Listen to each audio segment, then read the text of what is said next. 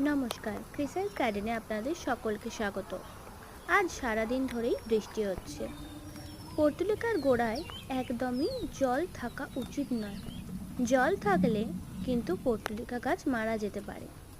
কিন্তু বৃষ্টি হলে আমরা কি করব?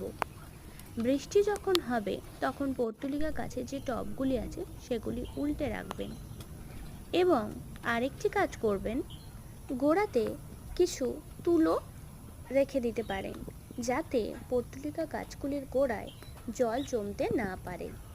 বৃষ্টি হবার পর যখন রোদ উঠবে অবশ্যই পর্তুলিকা গাছগুলিকে আপনারা রোদে রাখার চেষ্টা করবেন। অবশ্যই কড়া রোদে রাখার চেষ্টা করবেন যাতে একটুকু গোড়ায় জল জমে না থাকে।